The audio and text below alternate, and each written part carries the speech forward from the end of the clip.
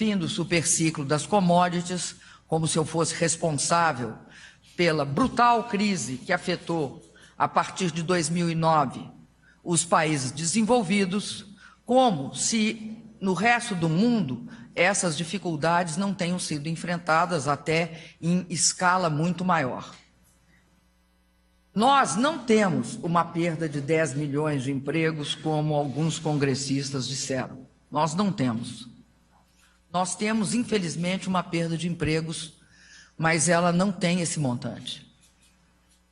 Não monta a mais de 2.600.000 cargos, o que é uma lástima, o que é terrível. Agora, se a argumentação de crise econômica fosse argumento para tirar presidentes da República, não teria um único presidente da República nos países desenvolvidos que sobrevivesse à profunda crise econômica com desemprego, perda de condições, até hoje, inclusive, em alguns casos, com graves problemas no seu setor financeiro, em outros, com ainda tentando absorver a bolha imobiliária.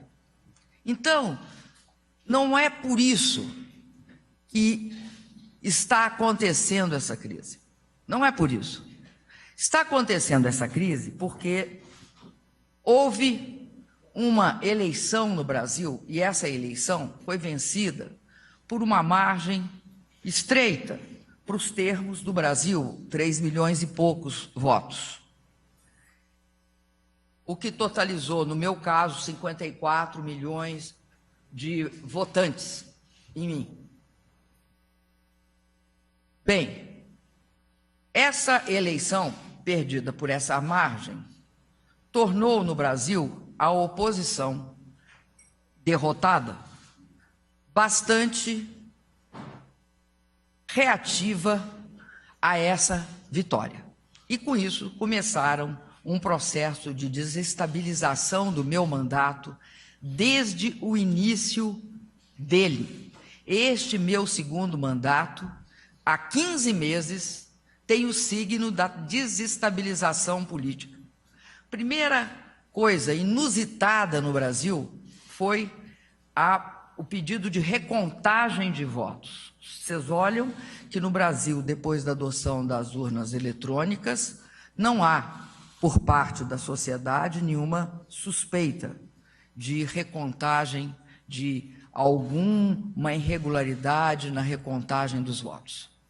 Depois, não contentes com isso, e como isso se comprovasse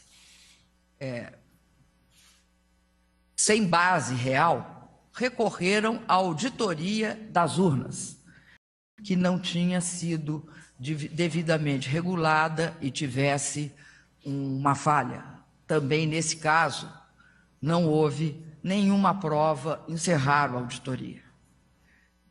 Na sequência, entraram no TSE impedindo a minha diplomação, ou seja, antes da posse.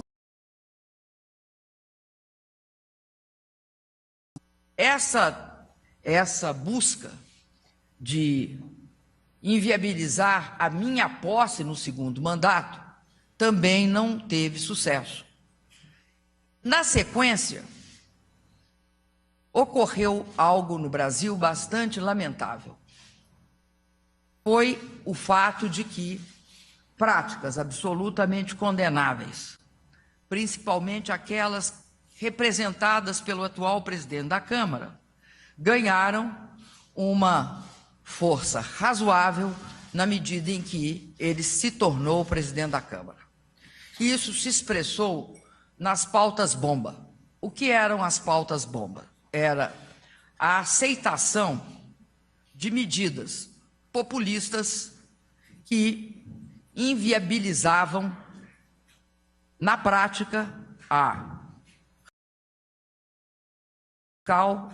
responsabilidade fiscal, a robustez fiscal do país. Nós, enfrentando, como todos os países do mundo enfrentaram a necessidade de reequilíbrio fiscal, tínhamos de, ao mesmo tempo, lutar por reequilibrar fiscalmente o país e impedir que detonassem não só a nossa recuperação, não aprovando as medidas que propunham, mas tentando inviabilizar, para além dessas medidas, fazendo o quê? Propondo medidas que eram absolutamente impossíveis de serem atendidas pelo país. A última, aliás, foi esta que é recente, que é agora de 2016, que consiste no seguinte fato: consiste em tratar as dívidas dos estados com a União com uma correção baseada em juros simples e não em juros compostos, como são todas as dívidas corrigidas no Brasil, e que, se eu estou informada adequadamente, em todos os países do mundo, pelo menos dos países aqui da nossa área ocidental. Isso resultará, se aprovado, num rombo de 300 bilhões de reais, em torno de uns 90 bilhões de dólares. Toda a pauta bomba, as 5 principais medidas, não toda aí, as 5 principais medidas resultaram em torno de uns 140 bilhões de reais.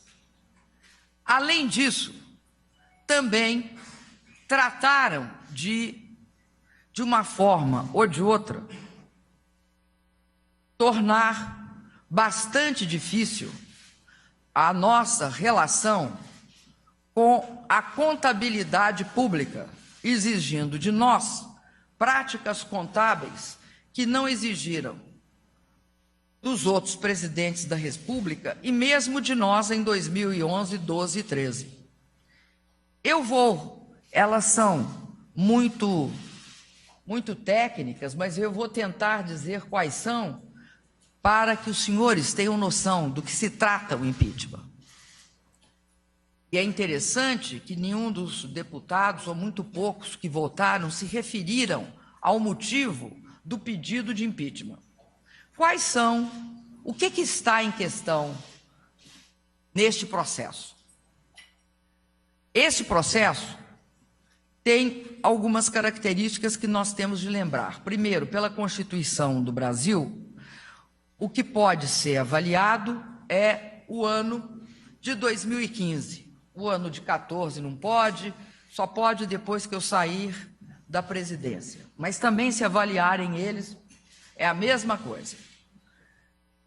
Então, é o de 2015. O que está em questão são as minhas contas de 2015. E aí tem uma primeira parte, que são decretos de suplementação.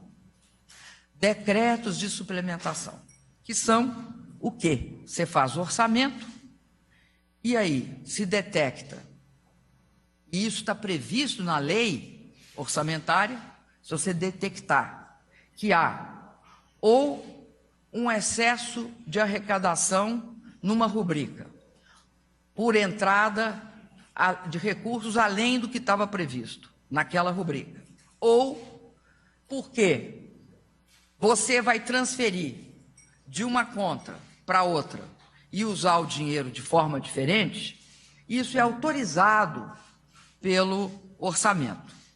No nosso caso, foram decretos de crédito suplementar. Você faz o orçamento e depois, no dia a dia da sua administração, você suplementa.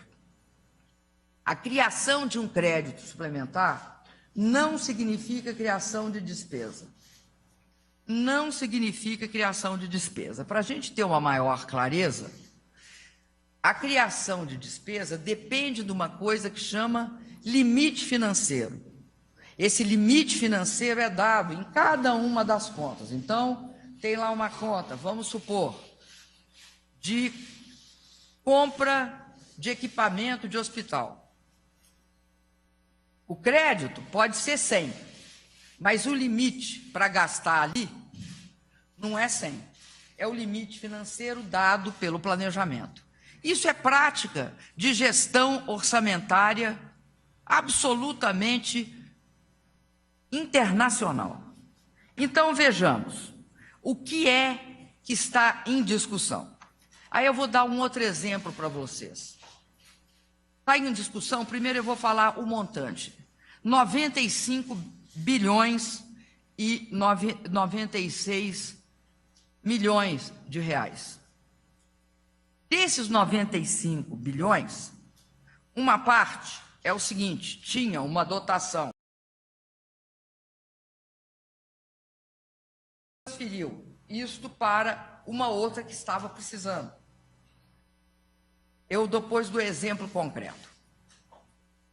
Desses 95 bilhões, então, a maior parte é isto, é transferência, sem aumentar um tostão, transfere daqui para cá. O que sobrou, que não é isso, é 2 bilhões e meio. Esses 2 bilhões e meio é que nós alegamos excesso de arrecadação. E aí é que começa a discussão. Podia ser 1 centavo, que tinha de estar correto.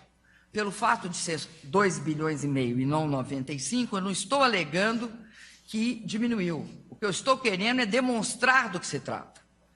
Se trata do seguinte, eu vou dar 3 exemplos. Primeiro exemplo.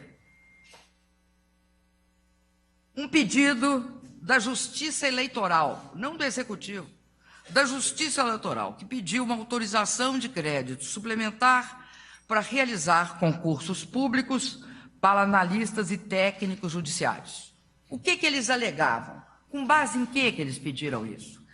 Pediram isso porque houve excesso de arrecadação decorrente do aumento de tarifas de inscrições que ocorreram a maior, porque muito mais gente do que se esperava procurou para fazer o concurso. Então, o que eles pediam? Que a gente transferisse essa receita para eles poderem ter uma melhor gestão. Ou seja, tinha um excesso específico na conta deles e foi transferido para eles usarem como deviam. Segundo exemplo, porque ficam pensando que é alguma coisa absurda. Não é. Segundo exemplo, Ministério da Justiça pediu um crédito suplementar para aplicar recursos na realização de escoltas, de cargas dimensionadas e cursos de formação de servidores. Com base em quê? Com base no excesso de arrecadação proveniente do aumento da quantidade de taxas e multas pelo exercício do poder de polícia que eles têm. Terceiro exemplo. Ministério da Educação. Crédito suplementar. Para quê? Para aplicar no funcionamento de hospitais universitários federais. Da onde vinha esse excesso de arrecadação? Vinha do aumento de doações de pessoas físicas e de instituições públicas, privadas e nacionais, que portanto, seriam destinadas ao aumento e à melhoria do funcionamento dos hospitais públicos federais. Então, eu vou dar para vocês um exemplo mais simples. Se você vai no supermercado com uma lista, eu vou comprar tomate, alface, cebola, vou comprar carne, vou comprar leite e arroz. Eu estou dando a pauta nossa, né, no Brasil. Eu vou comprar isso no supermercado. Isso seria a dotação. A minha lista de compra no supermercado são as minhas dotações. É isso que eu tenho, que eu quero comprar. E tenho um limite financeiro que está no meu bolso, R$100. Aí eu estou no caminho do supermercado. Chega lá, no caminho do supermercado, alguém da minha família me liga e me diz, ao invés de comprar 1 quilo de arroz, compre 2. Como eu só tenho R$100, só tem um jeito de eu comprar 2. Eu transferi de algum a outro dos itens, que está na minha lista, o valor para comprar 2 quilos de arroz. A relação entre crédito suplementar e limite financeiro é essa.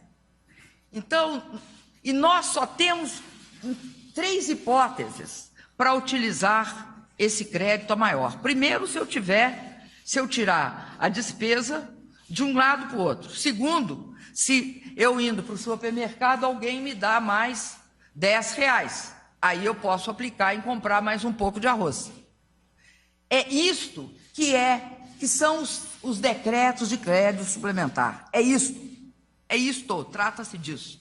Aí tem uma segunda questão, que eu vou também falar, porque eu já vi dizendo que nós utilizamos os bancos públicos para fazer uma irresponsabilidade fiscal. Não se trata disso. Primeiro, a relação da União com os bancos públicos, em contratos de prestação de serviço, para fazer algo que em muitos lugares do mundo, e principalmente nos países desenvolvidos, se faz, que se chama, a conta teve negativa. Positivo a favor do governo, ou seja, pagaram mais juros para o governo do que o governo pagou.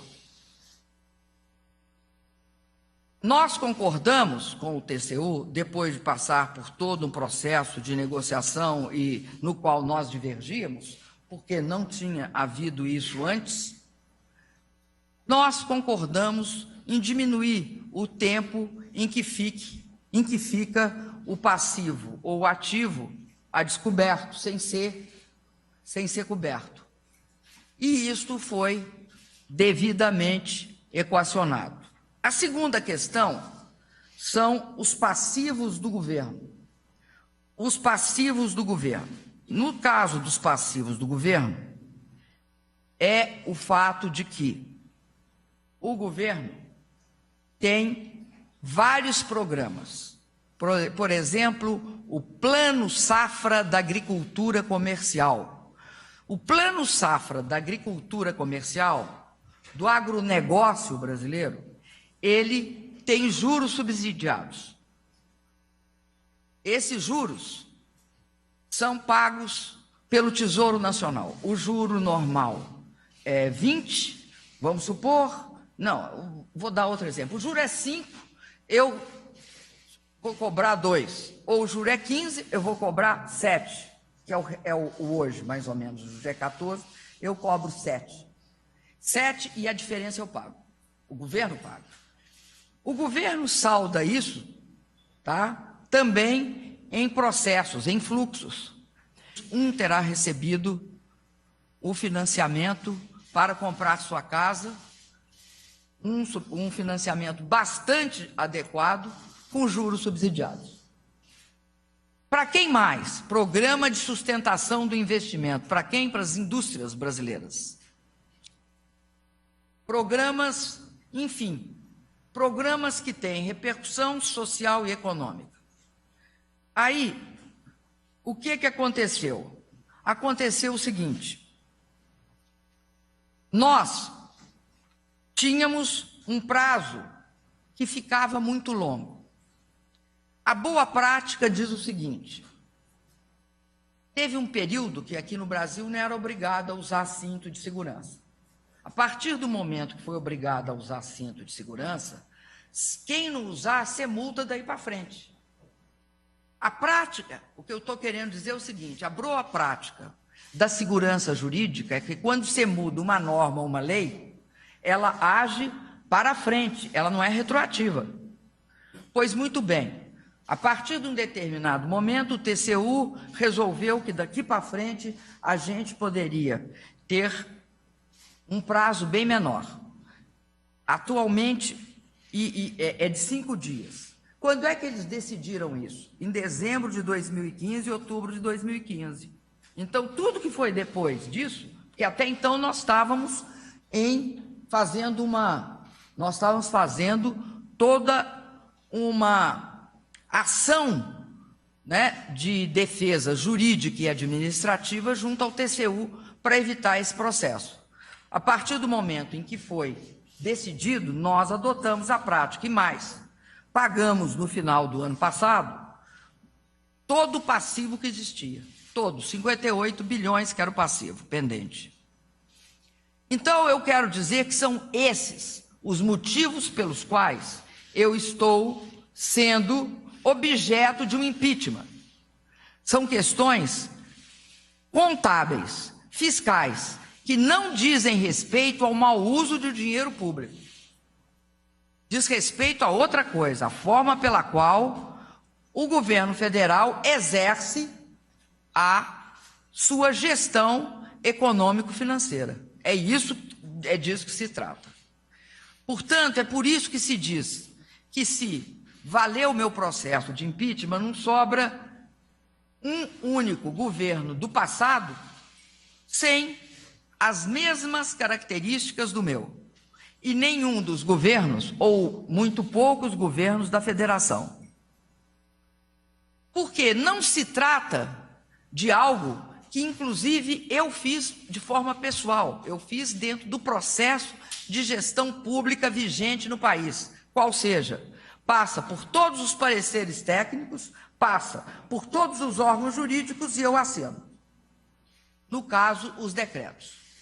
E quanto aos decretos, eu quero dizer aos senhores que não é porque nós acreditamos nisso, é que factualmente não há a menor base legal para esse impeachment. Por que eu falei isso? Porque eu tenho visto dizer que parece que eu não tenho nenhum problema no que se refere a irregularidades. Não é que parece, eu não tenho nenhum problema no que se refere a irregularidades. Eu sou uma pessoa que não tenho nenhum processo por corrupção. Não há provas contra mim, não há provas também de qualquer outro tipo de irregularidade que eu tenha praticado com dolo e má fé. Se alguém diverge das nossas práticas contábeis, perfeitamente, a gente muda. Se o órgão que legisla sobre isso, ou que regula isso, ou que fiscaliza isso, assim o decide. Mas tem uma outra questão, que é o terceiro ponto. Eu estou sendo também objeto, e aí começa a grande injustiça, ela vai se acumulando em borbotões. Eu estou sendo também vítima de todo um processo de meias-verdades. O que eu chamo de um processo de meias-verdades? A meia-verdade é aquela parte da verdade que é mentira.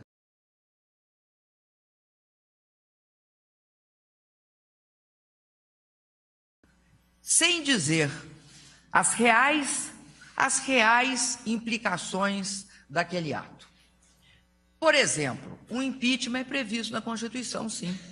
Qualquer Constituição brasileira, aliás, toda a Constituição brasileira teve previsto o impeachment, não só a nossa Constituição, mas acredito que a de outros países também tenham a previsão do impeachment. Mas todas elas, a meia-verdade é essa, falou que o impeachment está previsto na Constituição. Qual é o resto? O resto é o seguinte, é necessário que haja crime de responsabilidade com base jurídica para processar um presidente da República. Ora, nós não estamos no parlamentarismo, não se trata de qualquer processo de desconfiança ou qualquer processo eu não concordo com o presidente da República ou eu diverjo do presidente da República. Isso é possível sim, mas em outro regime, não é o que vige no Brasil. No parlamentarismo é possível. Há um voto de desconfiança no gabinete e ele sai. No parlamentarismo. Agora, no presidencialismo, a verdade inteira é que é necessário, não só que tenha, pode ter, óbvio que pode ter, também divergência política. Mas a divergência política pura e simples, ela não pode ser usada como base do impeachment. Há que ter fundamento jurídico. Então, o que eu acho grave e eu me sinto injustiçada? Eu me sinto injustiçada e acho grave é o fato de que tentam sempre diminuir este fato, esta exigência, que é a exigência da base legal para tornar e propor e buscar o impedimento de um presidente da República. Aí eu pergunto para vocês, por que isso não seria um golpe? É um golpe. É um golpe. É um golpe porque ele está revestido de um pecado original, que é: não tem base legal para o meu impeachment. Não só porque não fica de pé as acusações que eu acabei de relatar para vocês, mas porque mesmo essas acusações, se verídicas, não eram base para impeachment, não caracterizavam crime de responsabilidade, e elas não são verídicas. Além disso, eu quero dizer para os senhores que é um golpe, por quê? O método e a forma pela qual ele assumiu no Brasil.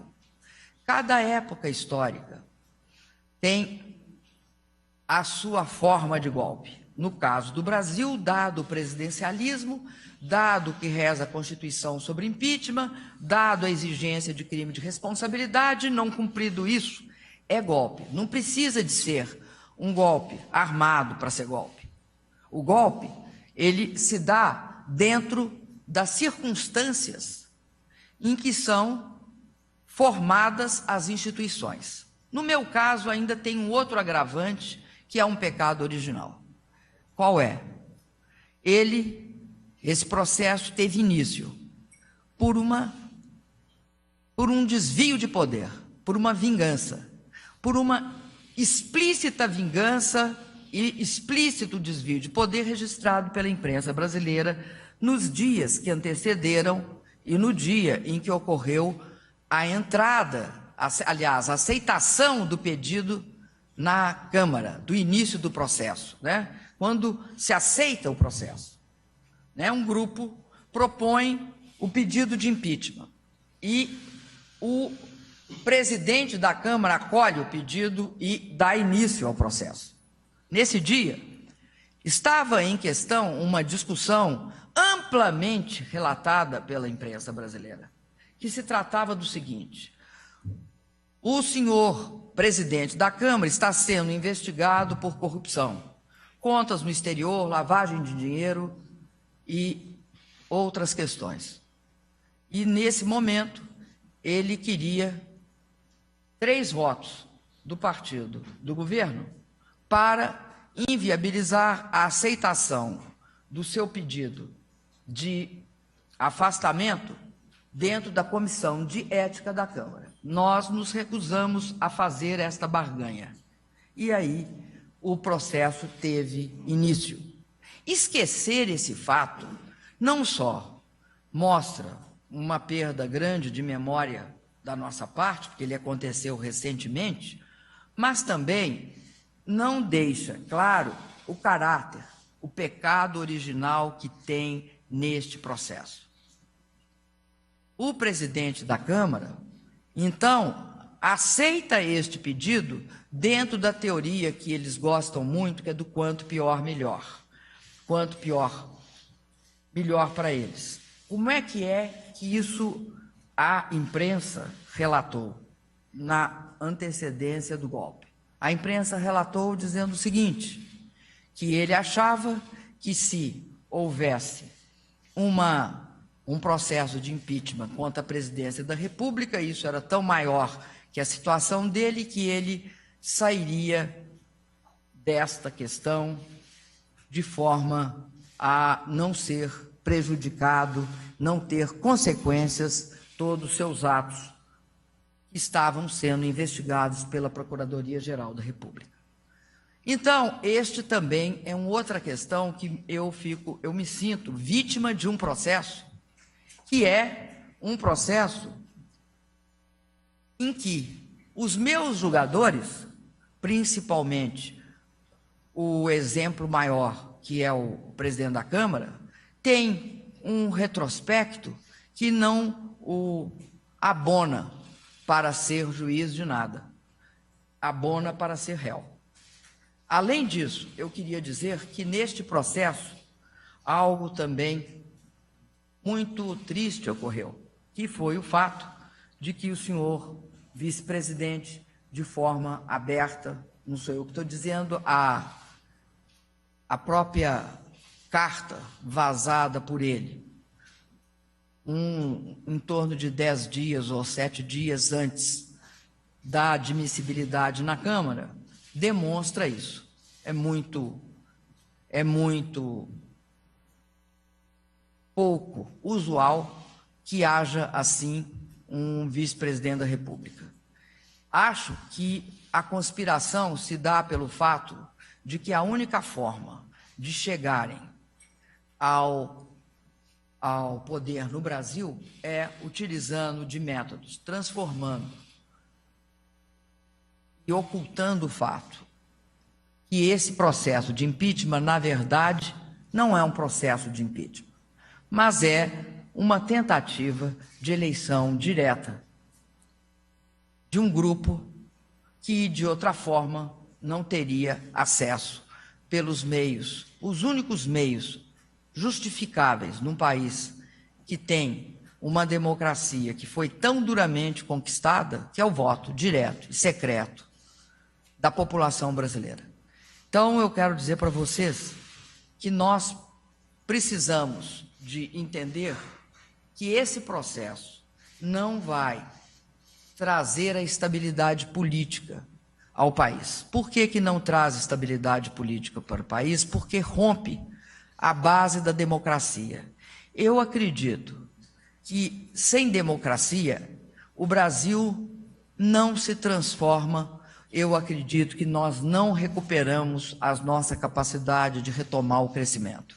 A democracia no Brasil teve essa característica, ela teve a característica de facultar que um país que tem o nível de desigualdade que o nosso tem, transitasse, tivesse talvez a maior revolução pacífica do mundo ocidental ao garantir que quase 36 milhões de pessoas saíssem da miséria e outros tantos conquistassem o estatuto de classe média. Nós não podemos deixar isso retroceder. Temos um processo de crescimento econômico a conquistar nesses próximos meses e anos.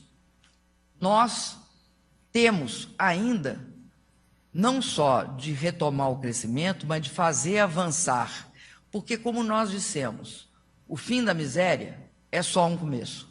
Você não consegue resolver o problema da desigualdade num país só através da política de renda. Para resolver o problema da desigualdade num país como o nosso e para garantir a estabilidade dessa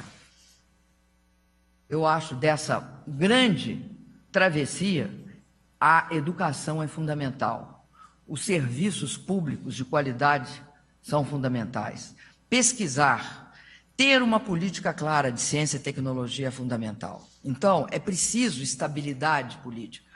Não é justo que o país passe por 15 meses sistematicamente tendo aqueles que não chegam ao poder pelas formas que são aquelas previstas na democracia, tentem encurtamentos de caminho, que instabilizam politicamente o país, que inviabilizam a sua retomada econômica. Eu acredito que é necessário democrática.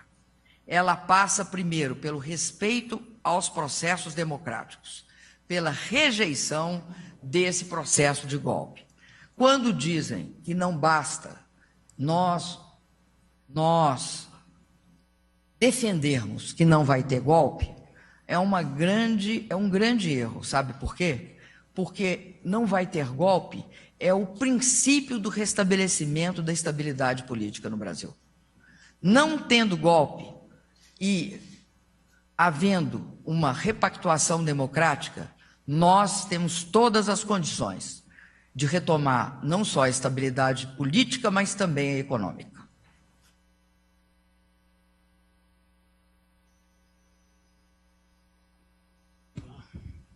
Bom dia, senhora presidenta. William Davis, da BBC. Um ex-ministro desse governo falou ontem para a BBC que falta aqui uma meia-culpa sobre a situação econômico do país. E agora é tarde demais. Você concorda? E segunda, sobre os ataques personais. O que você acha quando Bolsonaro mencionou a tortura da ditadura contra você e esses sinais, tchau, querida? O que é o impacto disso? Olha, eu acho que todas as pessoas têm direito de propor várias autocríticas do governo. Agora, eu não acho que seja uma questão de meia-culpa, nem de que é tarde demais. Nunca é tarde demais para o Brasil. Não acho que esse tipo de avaliação talvez seja uma autojustificativa. No que se refere à fala do deputado federal que você mencionou, eu acho lamentável. Eu, de fato, fui presa nos anos 70. De fato, eu conheci bem esse senhor ao qual ele se refere. Era um dos maiores torturadores do Brasil. Foi um dos maiores torturadores do Brasil. Sobre ele recai não só a acusação de tortura, recai também a acusação de morte. É só ler os papéis da Comissão da Verdade e mesmo outros relatos. Eu lastimo que esse momento no Brasil tenha dado abertura para a intolerância, para o ódio, para esse tipo de fala. Acho gravíssimo a aventura golpista, porque ela levou a uma situação que nós não vivíamos no Brasil, que é uma situação de raiva, de ódio, de perseguição. E veja você, num processo como é o nosso, que a democracia resulta de uma grande luta de resistência que abrangeu os mais variados setores, é terrível você ver no julgamento alguém votando em homenagem ao maior torturador que esse país conheceu. É lamentável. Bom dia, Shasta Darlington, da CNN. Senhora Presidenta, nos últimos anos, o Brasil se posicionou como uma potência global, tanto na economia como na política, e na mesma veia ganhou sua candidatura para sediar os Jogos Olímpicos. Que impacto vai ter essa crise política no seu posicionamento político-econômico e também nos Jogos Olímpicos? Nós continuamos sendo, a despeito de toda essa fraude, de todo esse processo golpista, nós continuamos sendo a 7ª ou 8ª economia do mundo. Continuamos sendo. E vamos galgar novos degraus. Eu não tenho dúvida disso. Acho que o Brasil tem uma imensa capacidade de recuperação e de recomposição de forças. Eu acredito nisso e quero te dizer que lutarei por isso. Um dos motivos pelos quais eu tenho a tranquilidade de resistir é esse. Porque eu tenho certeza que nós temos uma base muito sólida que permite que nós sejamos um dos grandes players globais. Ao mesmo tempo, como é que é a segunda? Ao mesmo tempo, eu quero te dizer que nós trabalhamos bastante para viabilizar os Jogos Olímpicos. Hoje estão todas as estruturas, seja lá,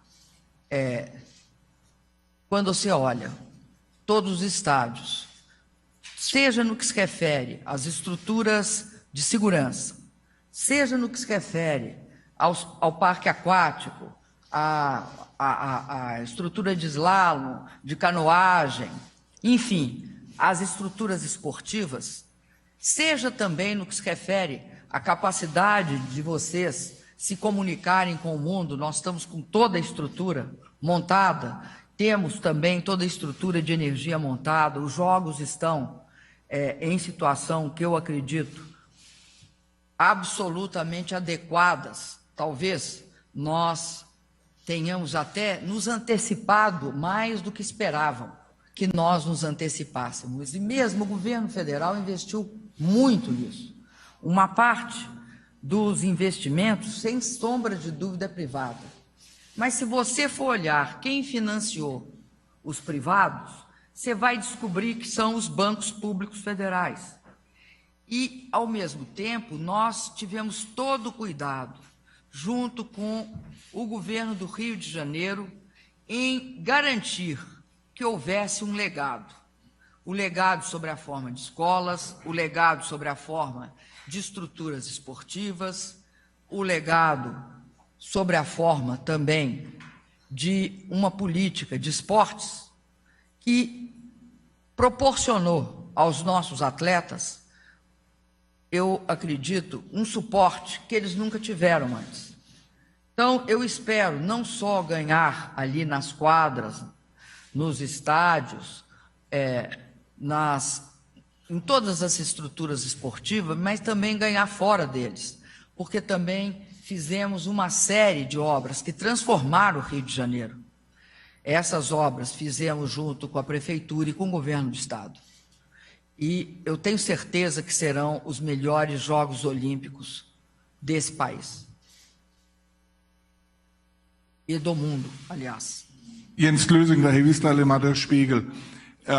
Senhora Presidenta, qual vai ser, se este processo de impeachment avança, qual vai ser a estratégia do governo para resistir?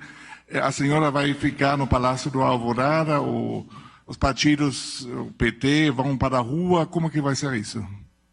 Olha, eu não posso falar em nome do PT nem dos movimentos sociais. Mas eu acho que os PT e os movimentos sociais, não só o PT, os partidos todos que apoiam o governo, eles têm consciência que está em jogo uma série de conquistas. As pessoas se programas sociais. Nós, quero dizer a vocês, que fizemos um ajuste muito forte. Nós cortamos quase 130 bilhões de reais no ano passado. Agora, nós não fizemos um ajuste para cortar programa social, não. Nós fizemos um ajuste para preservar programas sociais. E eu sei como foi difícil preservar. Preservamos Bolsa Família, Minha Casa Minha Vida, ProUni, FIES, preservamos, por exemplo, a interligação do São Francisco, que fica pronta esse ano, que garante água no Nordeste. Agora, é preciso decisão política para fazer isso. Eu não posso querer atender a só um lado do país. E eu acredito que os que estão golpeando atendem só um lado do país. E estão vendendo terreno na Lua. Bom, além disso, quero dizer para o senhor que nós pretendemos, porque quando você está sendo objeto de uma injustiça, ou quando você é vítima de um golpe, tem várias opções. Mas eu acho que quem tem honra e dignidade tem uma, é resistir. Nós iremos resistir.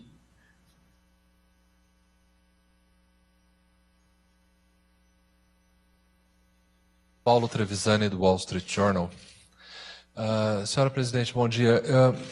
No meu caminho para cá hoje, eu conversei com um taxista que votou na senhora em 2014. E eu perguntei a ele se ele acha que a senhora está sendo injustiçada. E ele me respondeu que não, ele não acha, porque, na visão dele, ele se sentiu enganado em 2014. Ele acha que ele foi levado a acreditar em algumas coisas durante a campanha, que depois não se cumpriram no ano que seguiu. Eu queria perguntar para a senhora, o que a senhora, se pudesse voltar no tempo, teria feito diferente para evitar que pessoas como ele e outros eleitores da senhora se sentissem assim? Olha, primeiro eu queria te dizer que eu respeito o taxista. Agora, veja bem, eu te encontro um outro taxista que te dirá diferente. Não é... Ou seja, Não é por aí, né? É por outros motivos. Você está me perguntando, então, não por causa desse taxista, mas por todos aqueles que votaram em mim, que eventualmente não votam, se eu acho que eu enganei alguém. Né? É essa a pergunta. Eu acho que eu não enganei, não. Acho que o que exigem de mim é que eu tenha o descortínio de saber que o preço do petróleo ia cair durante todo o ano de 14. Nenhuma das grandes consultorias sabiam que o preço de minério de ferro ia despencar em 2014. Nenhuma consultoria sabia, nem o Wall Street Journal. Se eu sabia que o Brasil ia sofrer a maior seca no Sudeste em 2014, nenhum dos órgãos de previsão tinham esta indicação. Para vocês terem uma ideia do que acontece no final de agosto para frente, para ter uma ideia, nós temos umas 10 grandes hidrelétricas que têm reservatórios. Essas grandes hidrelétricas que têm reservatórios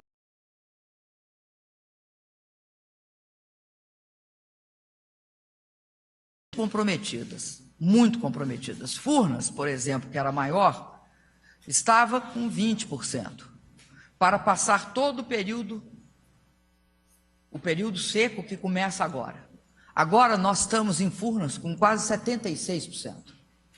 Isso nos levou, no final de 14, início de 15, a sermos obrigados a aumentar a tarifa de energia. Agora, ninguém no Brasil, nem eu, nem ninguém, pode saber quando chove.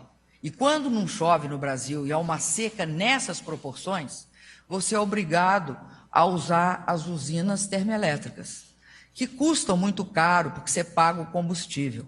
Nas hidrelétricas, você não paga água, mas nas térmicas você paga combustível.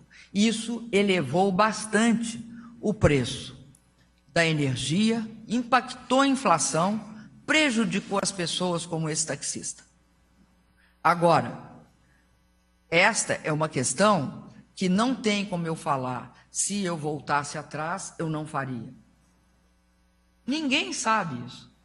De mim não pode perguntar por que se o preço do petróleo estava a 80, 90 dólares em abril, despencou, eu não sei se estava 80, 90, mas era por aí. Despencou para quase 26. Foi caindo, foi caindo. Por que eu falo isso? Porque nós fomos afetados por isso, muito afetados. Por exemplo, o fiscal,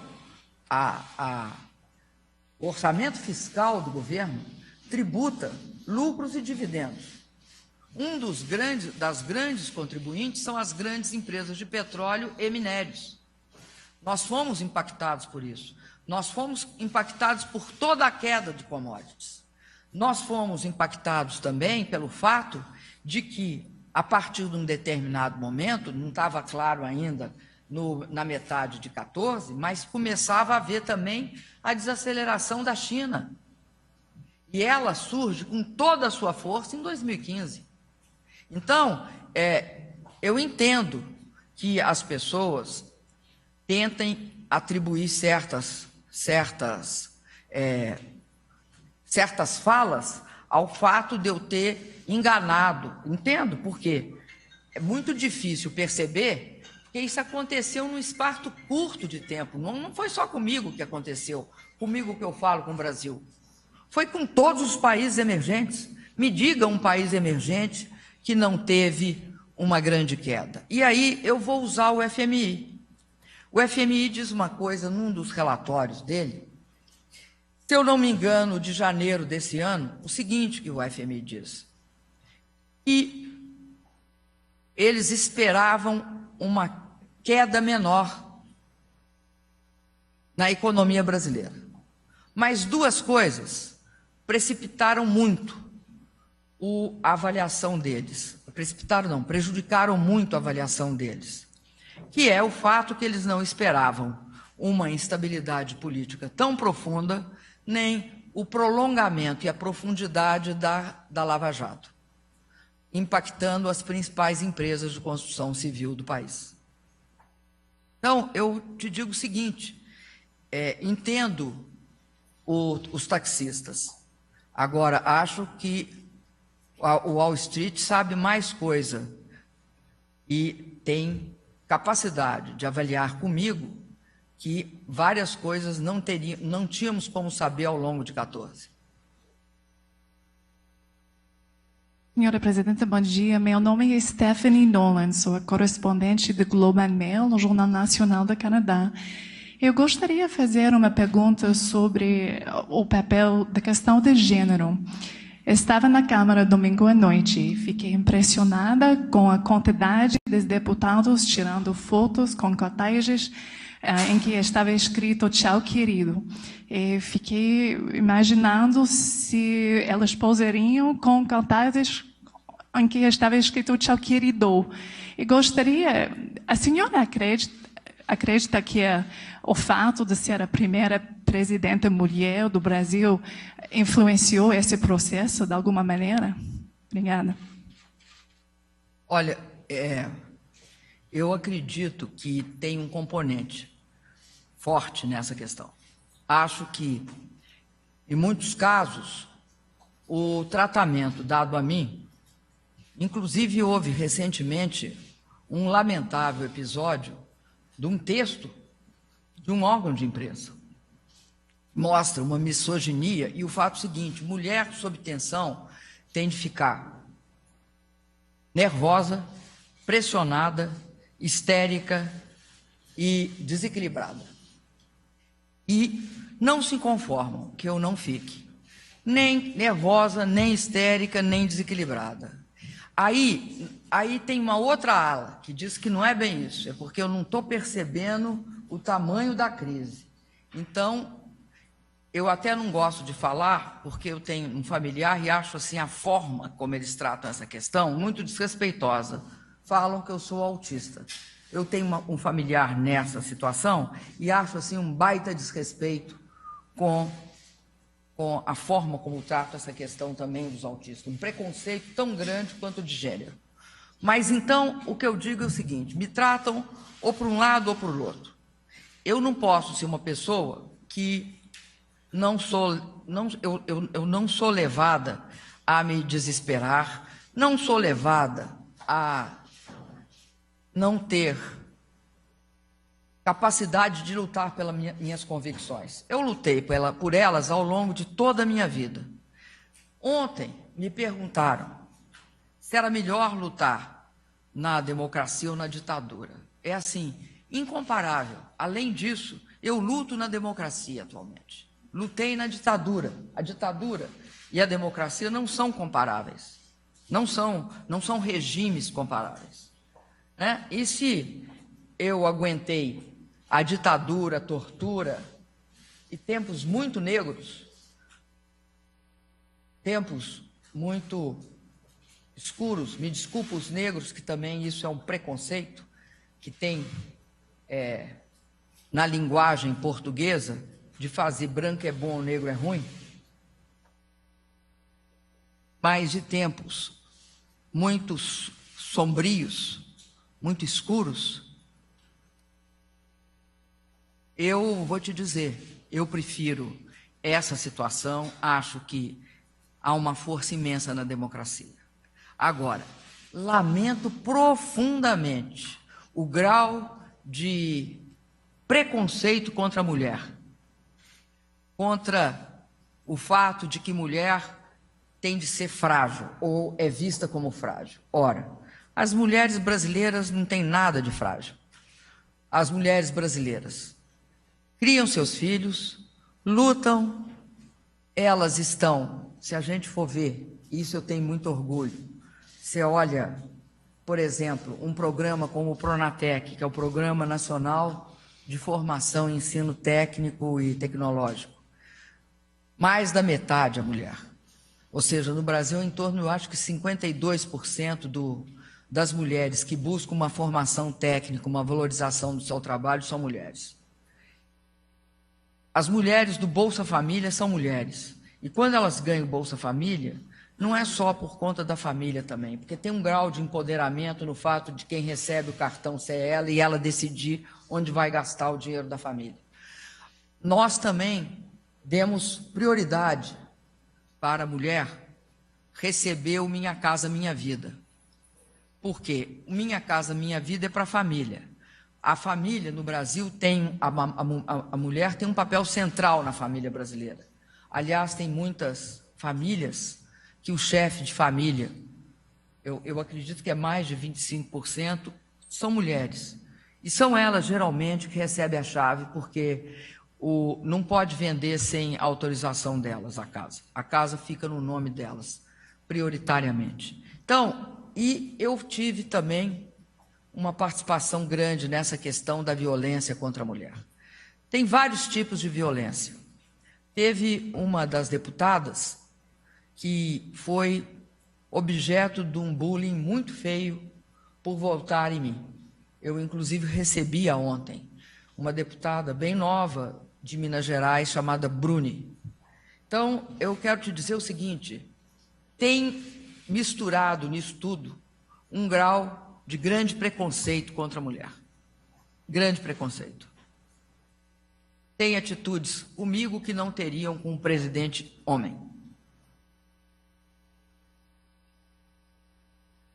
Bom dia, senhora Presidente. Sou Andreas Wund, da televisão alemã ZDF.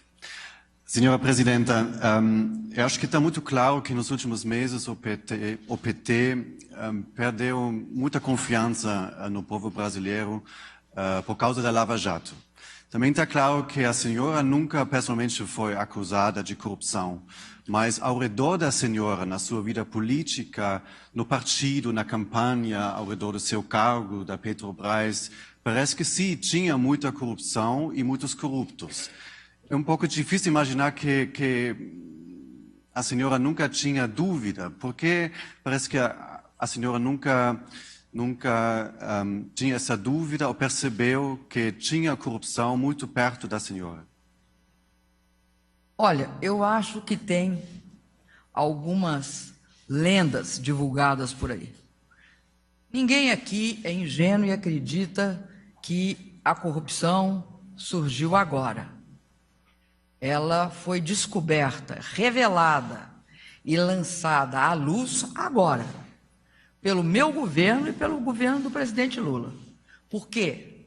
Toda a legislação que permite essas investigações foram feitas ou no meu governo ou no dele.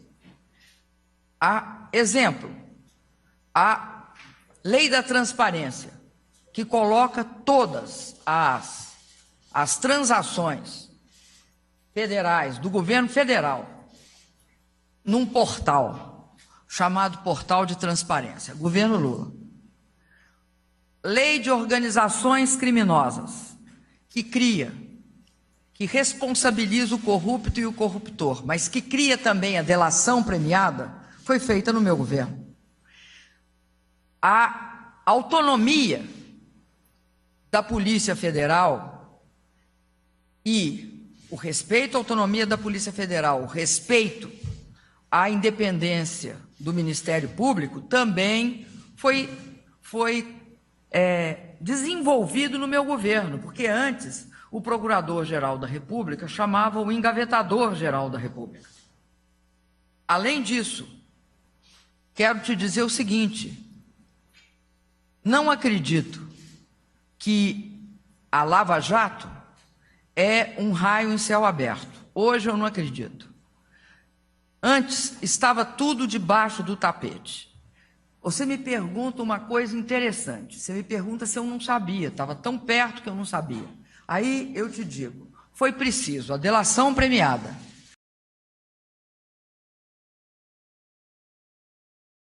Dos procuradores, do Ministério Público, uma atitude em relação para que isso fosse descoberto. Agora, por que é que você não sabe? Porque é próprio da corrupção ser feita às escuras e ser escondida. Ela tem de ser investigada. É a mesma coisa, eu te digo, dos Panama Papers. Quantas pessoas nos Panama Papers estão no Panama Papers. Ninguém sabia? É a mesma coisa aqui. A mesma coisa. Porque você precisa de investigação. Você não sabe, não é algo que está... Ainda tem coisa que não se sabe. Não vamos acreditar que está tudo escancarado, né? Muito obrigado aos senhores.